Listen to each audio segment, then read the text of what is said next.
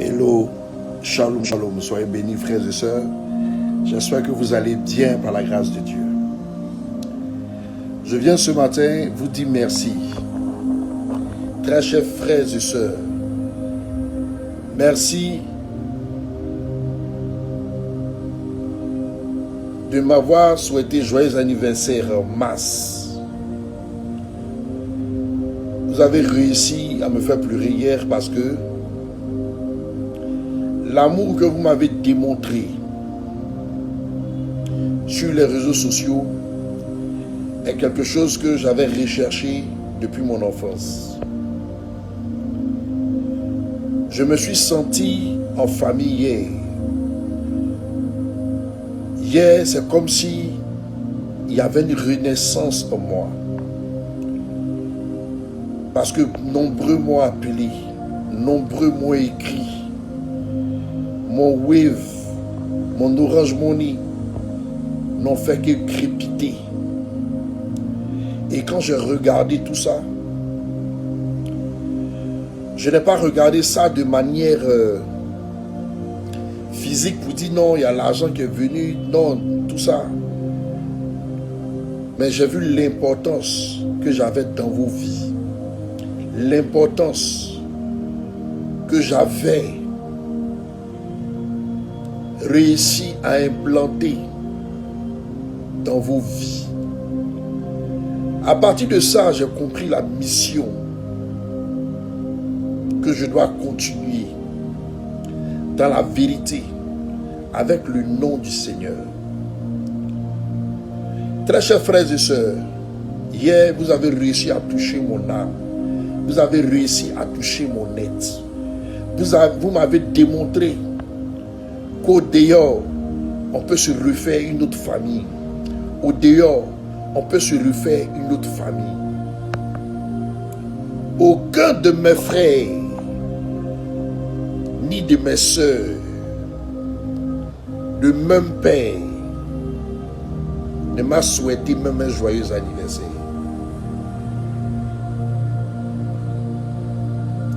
Et ça, je l'ai remarqué depuis longtemps. Mais quand mes frères et sœurs, du même sang que mon père, fêtent leurs anniversaires sur les réseaux sociaux, ils se commentent entre eux. Ils se commentent entre eux. Et quand ils se commentent entre eux, leurs enfants suivent après. Mais hier, aucun de mes frères, ni mes sœurs, ne m'a souhaité un joyeux anniversaire. Je suis habitué. Je suis habitué. Mais hier, cet amour que vous m'avez fait ressentir m'a donné de renaître, m'a donné d'effacer mes cicatrices, m'a donné d'oublier ce passé blessant qui m'a toujours suivi, m'a donné de me renouveler à nouveau, m'a donné de me remettre en confiance. Vraiment, du fond du cœur, je vous dis merci. J'ai jamais su qu'un jour dans ma vie, on allait me porter un tel amour. J'ai jamais su qu'un jour dans ma vie, il y allait avoir des personnes qui allaient m'appeler de gauche à droite, me dire prophète, joyeux anniversaire, et qui m'ont fait assez de dons. Je vous dis vraiment merci. Je ne pourrais pas citer le nom de tout le monde vu que vous étiez nombreux. Mais à vous, je vous dis vraiment merci du fond du cœur. Parce que vous ne savez pas ce que vous avez déclenché hier. Vous avez déclenché quelque chose que vous n'allez pas reconnaître dans la Côte d'Ivoire. Parce que la fleur que je suis, je vais continuer à grandir. Je vais continuer à grandir. je vais continuer à fleurir. Je vais devenir comme un baobab indéracinable. Je vais devenir comme un fromager à cause de l'amour que vous m'avez porté. Parce que maintenant, je me sens en sécurité. Parce que je sais qu'il y a des gens en Côte d'Ivoire qui m'aiment. J'ai vu un groupuscule de personnes qui m'a ignoré. Mais ça, c'est leur problème. Un groupuscule de personnes sur les réseaux sociaux qui m'a ignoré. Mais ça, c'est leur problème.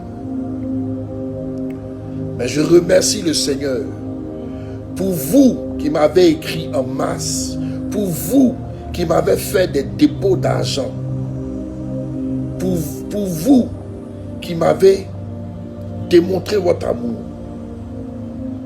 Que le Seigneur Jésus,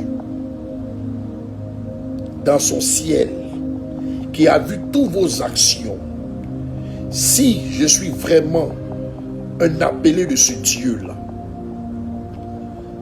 que son esprit se déverse dans vos différents foyers et que tout ce qui était des difficultés dans votre vie soit anéanti, soit détruit, soit supprimé au nom puissant de Jésus. Je vous dis vraiment merci. Merci pour cet amour que vous m'avez donné. Merci encore. Je bénis toutes ces femmes-là qui m'ont appelé, qui m'ont écrit, qui m'ont béni. Et que la portion du prophète que je suis se déverse dans vos activités, se déverse dans vos foyers. À partir d'aujourd'hui, c'est vous ma famille sur les réseaux sociaux. C'est vous ma famille. Tous ces noms de ces personnes, je vais tous les noter. Je vais les introduire dans ma Bible. Je vais jeûner et prier pour vous. Et que l'onction de l'Éternel vous localise là où vous êtes. Et que tout ce qui est problème dans votre vie soit anéanti au nom puissant de Jésus. Vous savez, un prophète ne s'allie à personne. Un prophète, c'est la voix de Dieu. Un prophète, il est soumis à l'esprit de l'Éternel. Un prophète fait entendre à une nation ce que Dieu décide de faire entendre. Un prophète peut avoir de la compassion, peut aimer un homme politique, mais un prophète ne doit pas s'attacher aux yeux de tout le monde à ce parti ou bien à cet homme politique qu'il aime ou qu'il préfère. Un prophète, même si une vérité de Dieu descend sur sa bouche pour pouvoir parler à ces différents leaders politiques, le prophète est en droit de véhiculer ces messages. Un prophète ne s'attache pas à des hommes politiques. Un prophète ne prend pas parti. Un prophète appartient à Dieu. Donc, toutes ces personnes qui ont fait vœu de me mépriser, qui ont fait vœu de ne pas me regarder, qui ont fait vœu de m'ignorer, soyez bénis dans le nom de Jésus. Soyez bénis dans le nom puissant de l'Éternel. Le plus important, je suis heureux. Le Seigneur sait que j'existe. C'est lui qui m'a mandaté pour être son serviteur. C'est lui qui m'a appelé depuis le ventre de ma mère à être son prophète. Et je ferai son œuvre jusqu'au bout. Soyez bénis encore, vous qui m'avez honoré. Soyez bénis encore, vous qui vous êtes soucieux de moi. Soyez bénis encore, même celui qui a donné la plus petite des portions. C'est lui qui a plus donné. soyez bénis et que Dieu vous le donne au centuple. Je vais vous lire le livre de Matthieu 5 au verset 11. Heureux serez-vous lorsque on vous outragera, lorsque on vous persécutera et qu'on dira faussement de vous toutes sortes de mal à cause de moi. Au verset 12, réjouissez-vous et soyez dans l'allégresse, parce que votre récompense sera grande dans les cieux, car c'est ainsi qu'on a persécuté les prophètes qui ont été avant vous. Au verset 13, vous êtes la lumière, vous êtes le sel de la terre, mais si le sel perd sa saveur, avec quoi lui rendra-t-on? Il ne sert plus qu'à être jeté dehors et foulé aux pieds par les bonnes à les hommes et foulé aux pieds par les hommes. Je vous ai lu ce passage de la Bible. Pourquoi? Parce que, étant prophète, c'est pas nous tous qu'on va aimer. Tout le monde ne peut pas t'aimer à 100%. Vous comprenez? Beaucoup diront, c'est lui-là le grand prophète, c'est lui-là le vrai prophète, c'est lui-là qui dit la vérité. Moi, je ne me mets pas dans une histoire de concurrence avec un serviteur de Dieu, ni un prophète. Dans la Bible, Dieu reconnaît ses prophètes. Il parle de ses prophètes, il annonce ses prophètes. Il forge ses prophètes dans le feu. Et Dieu ne met pas de discrimination entre ses prophètes. S'il dit la vérité de Dieu à un gouvernement qui arrange ses ennemis et dit à ses ennemis quelle est l'épine qui bloque l'évolution de sa progression, doit faire de moi un ennemi, je m'en fiche. Parce que voici ce qu'il me dit, le livre de Matthieu 5, 11. Il dit, heureux serez-vous lorsqu'on vous outragera, lorsqu'on vous persécutera, et lorsqu'on dira faussement de vous toutes sortes de mal à cause de moi. Moi, j'ai rempli ma mission. Et ma mission, c'est avec le Seigneur. Et je dis ce que le Seigneur m'a dit de dire. J'ai dit ce que le Seigneur m'a demandé de dire.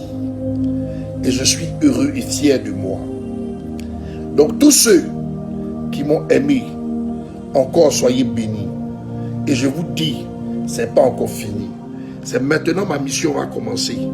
Parce que vous m'avez démontré votre amour. Parce que je sais maintenant qu'il y a des personnes qui m'aiment.